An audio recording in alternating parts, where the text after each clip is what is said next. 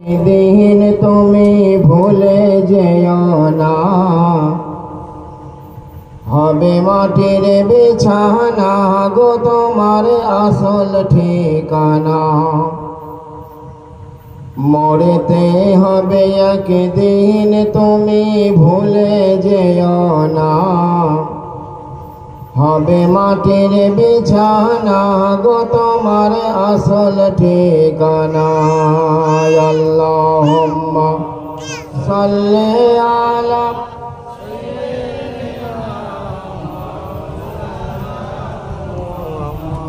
ওয়া আলা আলি সাইয়্যিদিনা।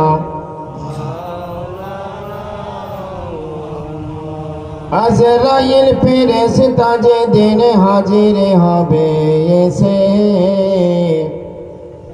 ছল চাতুরি খাটবে না রে জান বেরোবে শেষে। আজরাইল ফেরেশতা যেদিন হাজির হবে এসে,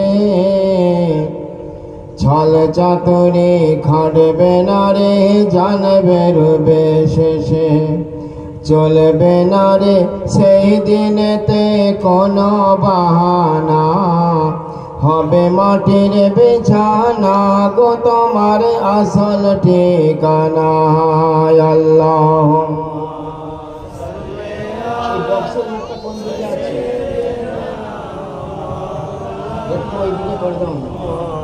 আওয়াজটা চাপা হচ্ছে, আওয়াজ হচ্ছে, উত্তর দিয়ে বলুন আল্লাহুম্মা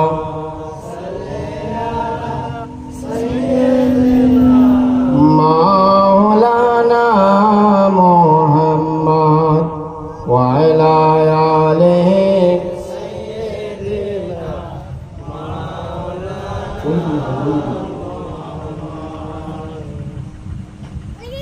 কাঁদবে মাতা, কাঁদবে পিতা, কাঁদবে ভাই বোন।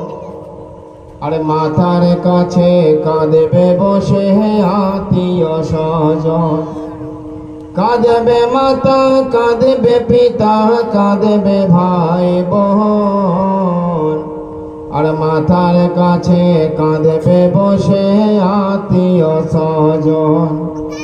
আল্লাহর কাছে করবে দোয়া মুমিন মুমিনা, হবে মাটির বিছানা গো তোমার আসল ঠিকানা।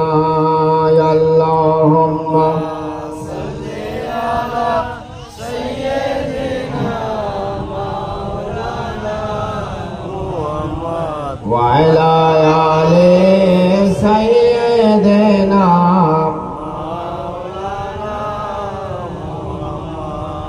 আপন জনের কান্না সেদিন সবই শুনতে পাবে,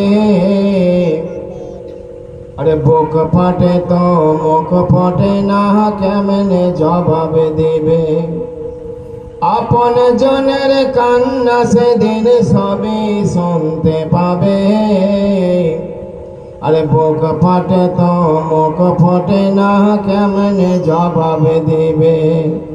ওরে চলবে না রে সেই দিনেতে কোনো বাহানা, হবে মাটির বিছানা গো তোমার আসল ঠিকানা। আল্লাহুম্মা সাল্লি আলা সাইয়্যিদিনা মাওলানা মুহাম্মদ ওয়া আলা আলি সাইয়্যিদিনা।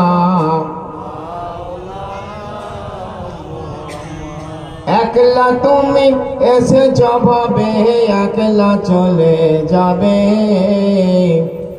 আরে যাবার কালে সঙ্গী সাথী বলো কোথায় পাবে। একলা তুমি এসে যাবে, একলা চলে যাবে। আরে যাবার কালে সঙ্গী সাথী বলো কোথায় পাবে। ইমান আমল ছাড়া কিছুই সঙ্গে যাবে না, হবে মাটির বিছানা গো তোমার আসল ঠিকানা। আল্লাহুম্মা সাল্লি আলা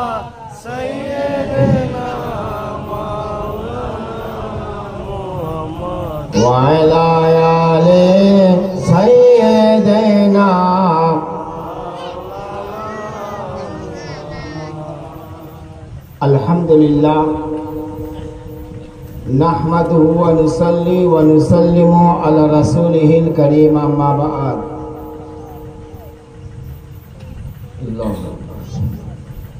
আমার দিনদার ইমানদার বুজুর্গ মুসলমান বাবাজিরা, ভাইরা, ছোট ছোট বন্ধুরা, পর্দা নশীন আমার মা ও বোনেরা, আজকে পবিত্র মুহররম পাকের দিন, পবিত্র আশুরার দিন। কারবালা ওয়ালাদের স্মৃতিচারণায় পাঞ্জাতন পাক তথা আহলে বায়ত পাকের স্মৃতিচারণায় আজকে আমার খোদাবক্স বাবুর বাড়িতে এক মিলাদুন নবী জালসার আয়োজন করা হয়েছে। আল্লাহ পাকের দরবারে লক্ষ কোটি শুকরিয়া যে তিনি আপনাকে আমাকে এই পবিত্র মহতী জলসায় হাজির করিয়েছেন এবং কিছু দিনই কথাবার্তা শোনার তৌফিক দান করেছেন। সকলে উচ্চকণ্ঠে ভক্তি ভরে গলায় গলা মিলিয়ে সকলে বলেন আলহামদুলিল্লাহ। লক্ষ কোটি দরুদ আর সালাম বর্ষিত হোক, অর্পিত হোক, নাজিল হোক দুলহায়ে মদিনা, তাজদারে মদিনা, আরবের দুলাল, মা আমিনার লাল, আমাদের পরকালের কান্ডারি, সাফাতের কান্ডারি, গুনাহগার উম্মতের সখা, সেই প্রিয় নবী মুহাম্মদুর রাসূলুল্লাহ সাল্লাল্লাহু আলাইহি ওয়াসাল্লামের প্রতি আপনারা সকলে বলেন আমিন। আপনারা এতক্ষণ যাবৎ মৌলানা ইমদাদুল ইসলামের মুখ থেকে সংক্ষিপ্ত কিছু আলোচনা শুনছিলেন। 11টায় দোয়া খায়ের করা হবে ইনশাআল্লাহ আমাদের টার্গেট।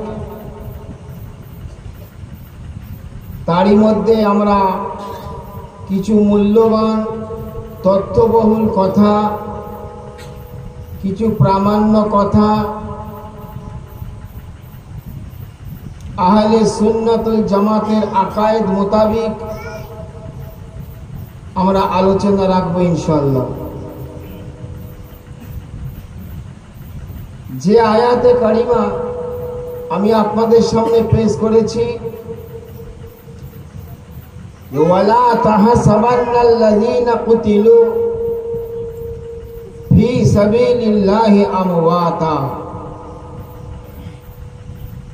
আল্লাহ বলছেন যারা আল্লাহর রাস্তায় মৃত্যুবরণ করে, আল্লাহর রাস্তায় যারা শাহাদাত বরণ করে অর্থাৎ শহীদ হয়ে যায়, তোমরা তাদেরকে মুর্দা বলে ধারণাও করিও না। একবার জোরে বলো বাল আহইয়াউন ইনদা রাব্বিহিম ইউরযাকুন। আল্লাহ বলছেন বরং তারা জীবিত রয়েছে এবং আমি আল্লাহ তাদেরকে রিজিক দিই, তারা এই রিজিক খাওয়া দাওয়া করে। একবার জোরে বলে এই আয়াতে আল্লাহ বলছেন, কুকু করছে কেন? যে এত আওয়াজ তোমার মাইকের বেসটা কেটেছো?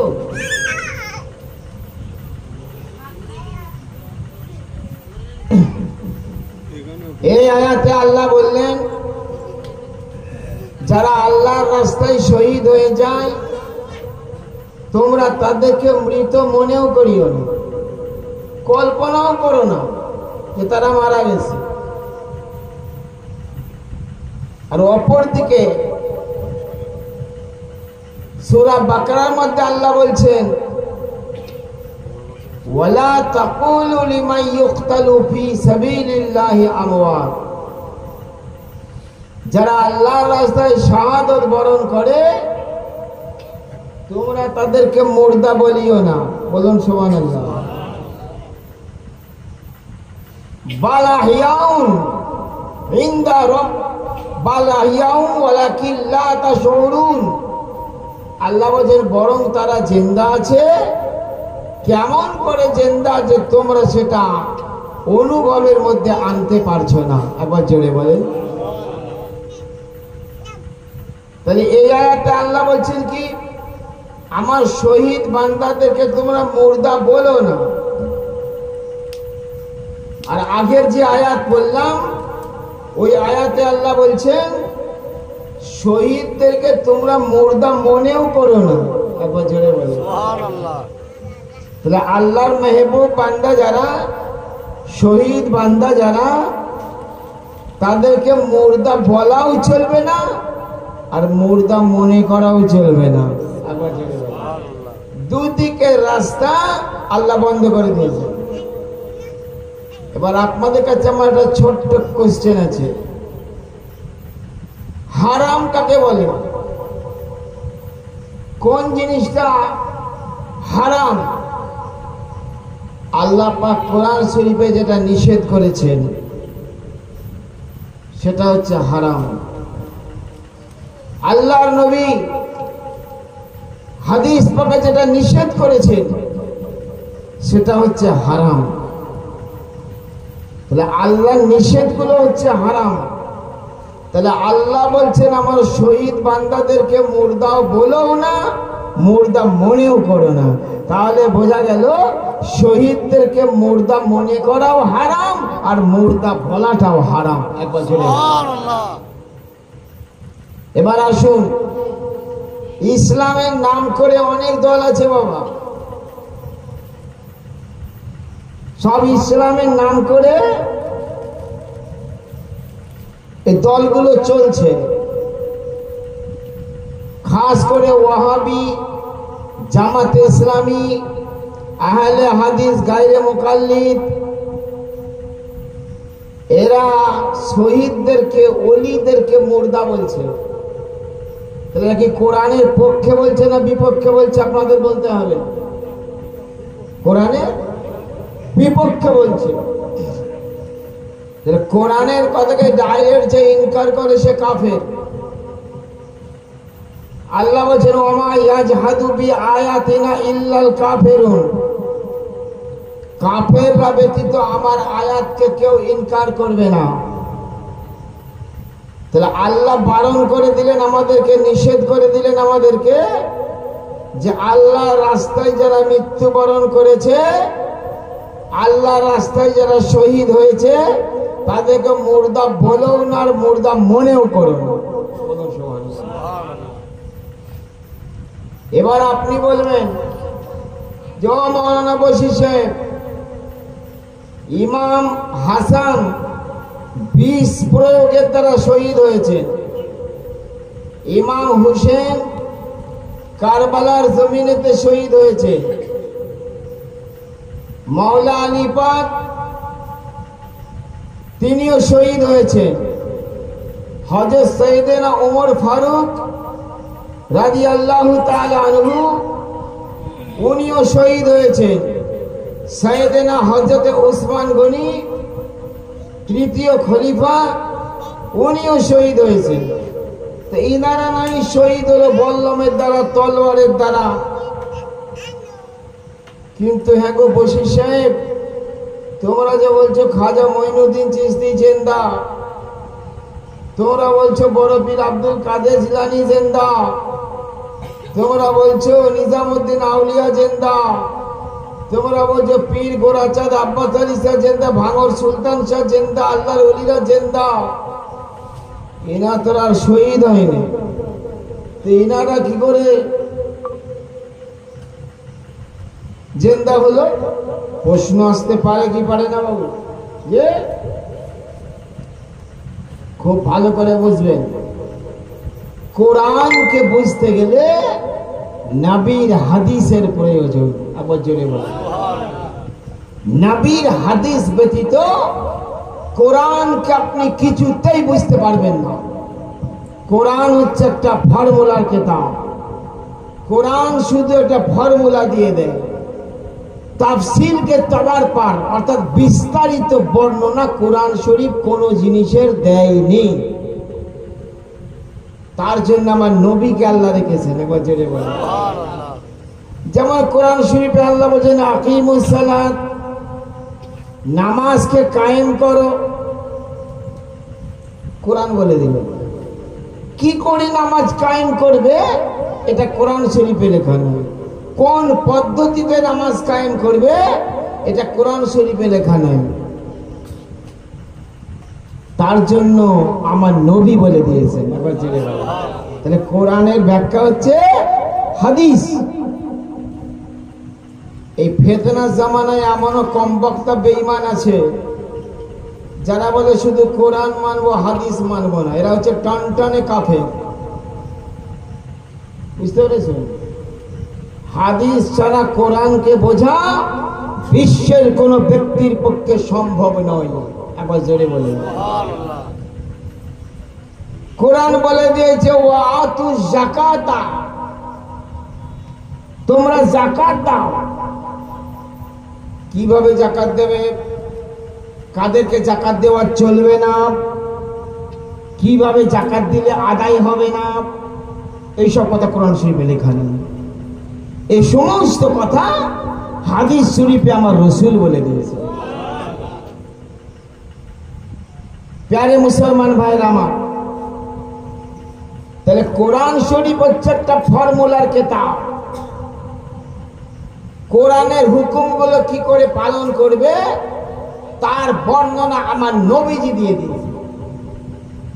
তাহলে রাসূল হলো সাহেবে কোরআন, আমার নাবী হলো জিন্দা কোরআন, নাবী হলো বলতা হুয়া কোরআন, নাবী হলো চলতা হুয়া কোরআন, নাবী হলো বাস্তব কোরআন। একবার জোরে বলুন। অতএব কোরআনকে বুঝতে গেলে নাবীকে বাদ দিয়ে কোরআন বোঝা সম্ভব।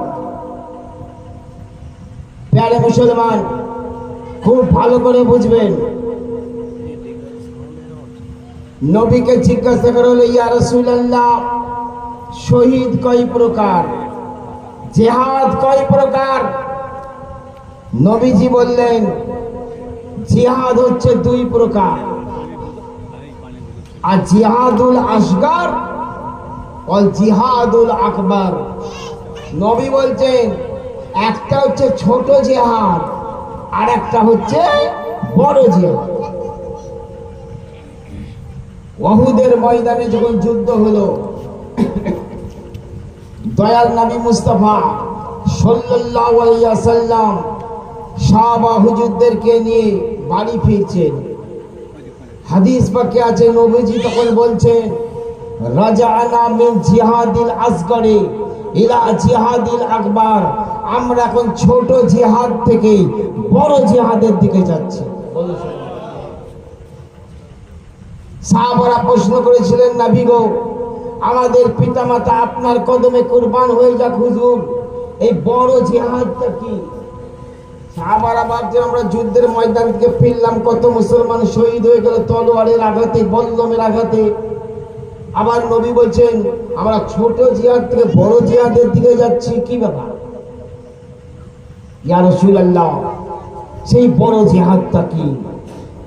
শুনেন 24 পরগনার মুসলমান, আমার দয়ার নবী, মায়ার নবী, নূরের নবী পাক জবানে বলে দিলেন এই নফসের বিরুদ্ধে জিহাদ করাটা এটা হচ্ছে বড় জিহাদ। এবং নফসের বিরুদ্ধে, কুপ্রবৃত্তির বিরুদ্ধে, কুরিপুর বিরুদ্ধে যুদ্ধ করে যারা জয়লাভ করেছে তারা হচ্ছে বড় শহীদ। একবার জোরে বলেন, আরো জোরে বলেন। কুপ্রবৃত্তির বিরুদ্ধে কেউ যদি যুদ্ধ করে জয়লাভ করতে না পারে সে আল্লাহর ওলি হতে পারে? বাপ, প্রবৃত্তি দাসত্ব করলে সে আল্লাহর ওলি হবে?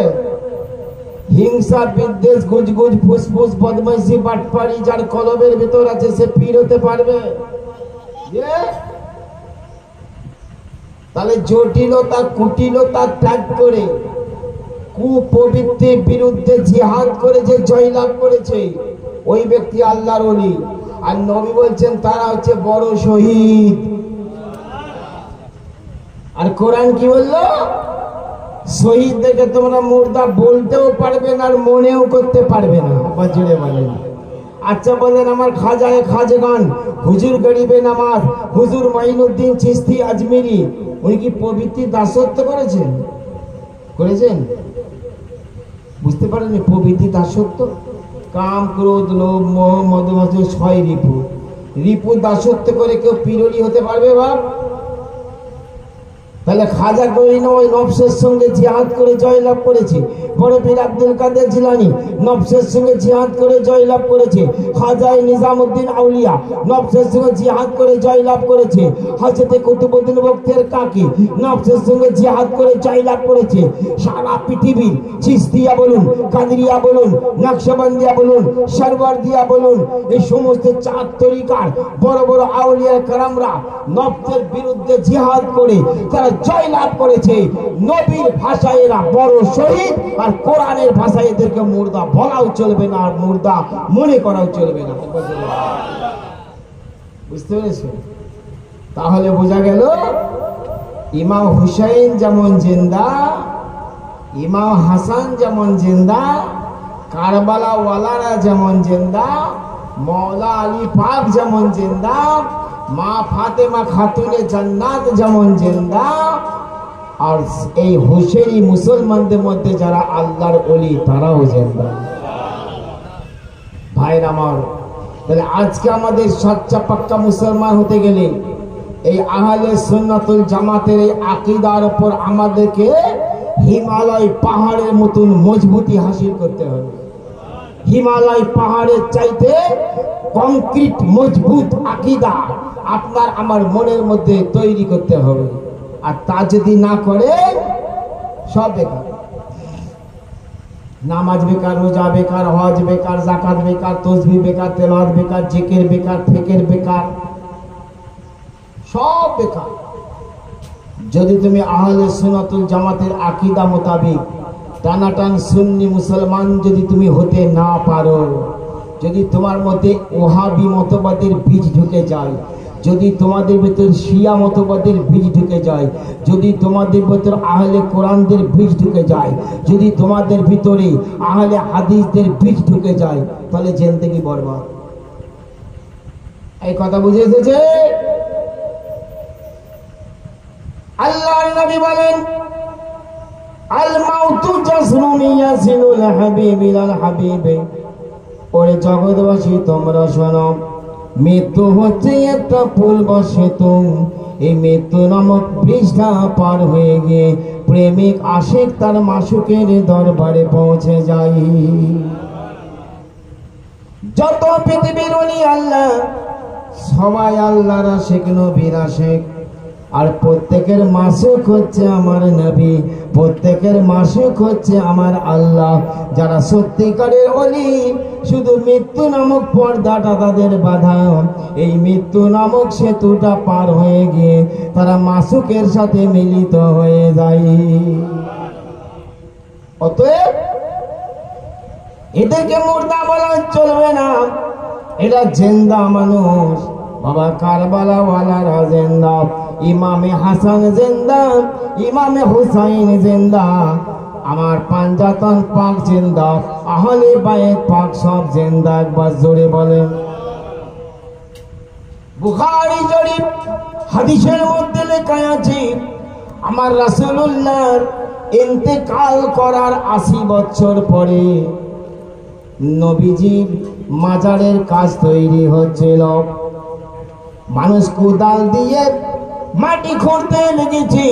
হঠাৎ একটা নুরানি কদম, হঠাৎ একটা নুরানি পা ওই খুঁড়তে গিয়ে বেরিয়ে গেল। চকচক চকচক করছে সেই পাটা। মানুষ ভীত সন্ত্রস্ত হয়ে গেল, ভাবলো রাসূলুল্লাহর কদম মোবারক বুঝি জাহির হয়ে গেছে। সব মানুষরা ভাবে হাজা কদমে রাসূলুল্লাহ সাল্লাল্লাহু আলাইহি ওয়াসাল্লাম, সবাই মনে করে এটা রাসূলুল্লাহর কদম মোবারক। তর্ক বিতর্ক চলছে নবীর কদম না অন্য কিছু।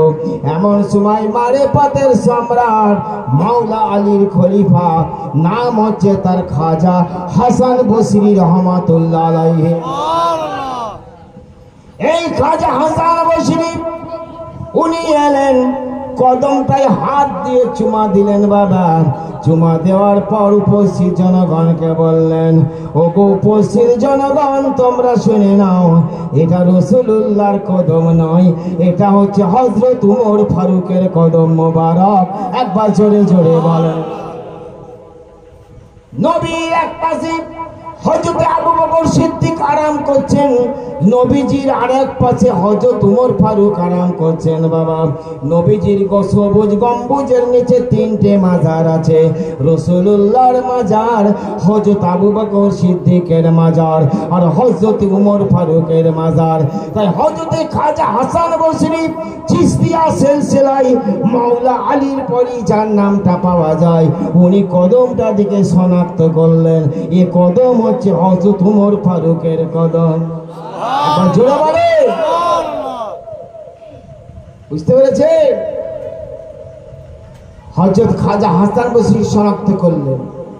তাহলে শহীদরা মারা গেছে না জিন্দা আছে? জিন্দা। আমার আর যদি ইমামে হুসাইন কারবালার জমিনে যদি শহীদ না হতেন, ইসলামকে বাঁচানো যেত না। বাবা বুখারী শরীফ হাদিসে লেখা আছে, আল্লাহ রাসূল দয়ার নবী বলেন, আল হুসাইনু মিন্নি ওয়া আনা মিনহু।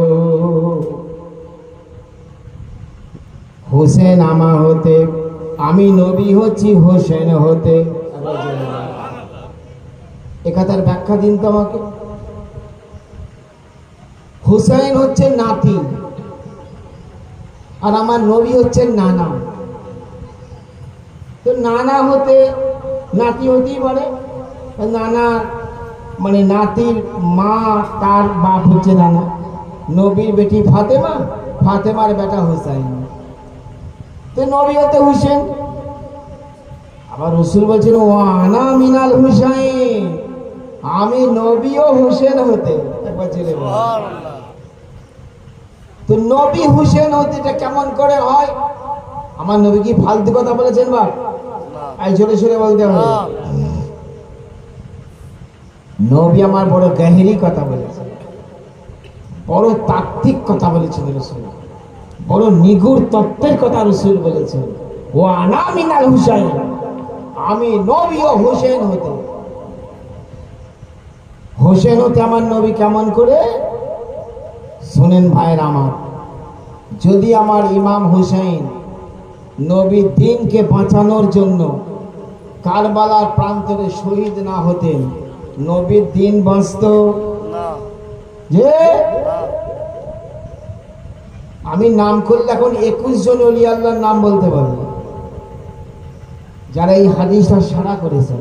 সারা মানে ব্যাখ্যা, মন্তব্য। কিন্তু 21টা লোকের নাম বলতে গেলে, 21টা ওলি আল্লাহর নাম বলতে গেলে তো সময় তো অনেক পার হয়ে যাবে। নির্দিষ্ট কয়েকজন মানে পৃথিবী বিখ্যাত ব্যক্তিত্ব, তাদের নাম বলছি শুনুন। 1 নাম্বার ইমামে আজম আবু হানিফা রাহমাতুল্লাহ আলাইহি। 2 নম্বর ইমাম আহমদ ইবনে হাম্বল, যিনি 10 লক্ষ হাদিসের হাফেজ ছিলেন। 3 নম্বর শাইখুশ শুয়ুখ পীরানে পীর দস্তগীর মহিউদ্দিন আব্দুল কাদের জিলানী রাহমাতুল্লাহ।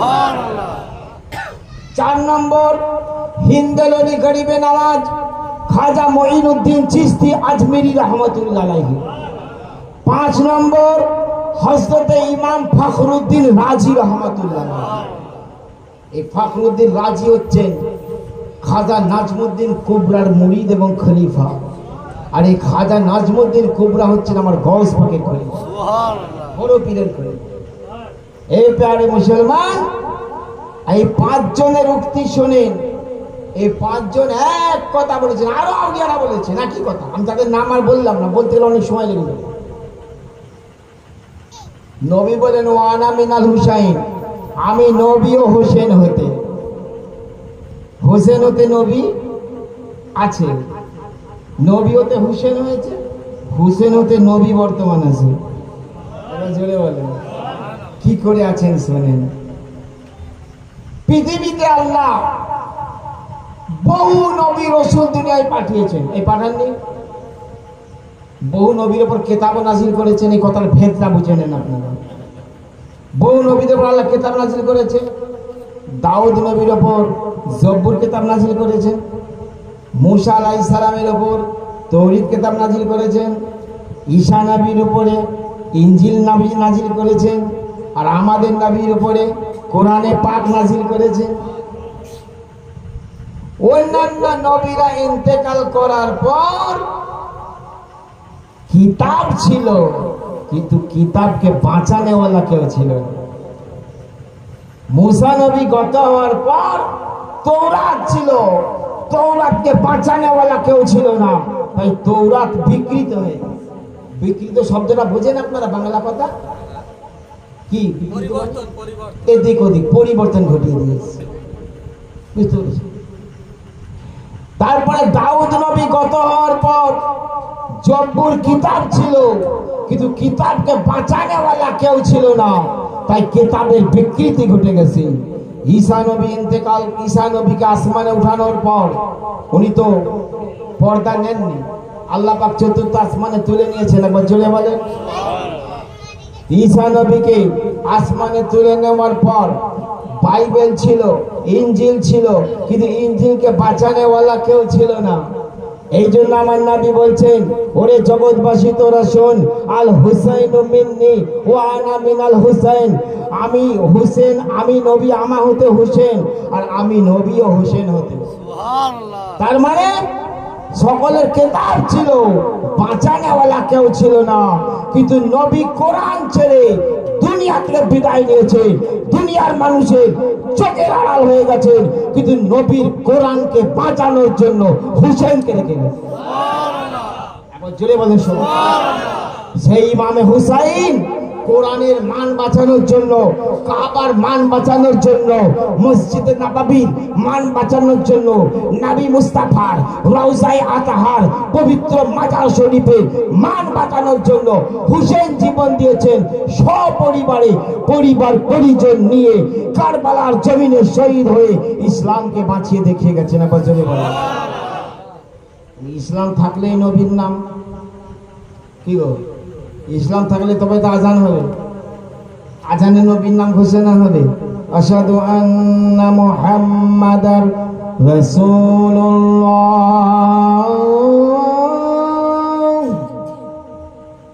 নবীর নাম উচ্চারণ হবে কি না হবে? হবে তো। আল্লাহ নবী বলেন, আমি নবী হোসেন হতে, নবীজি জানেন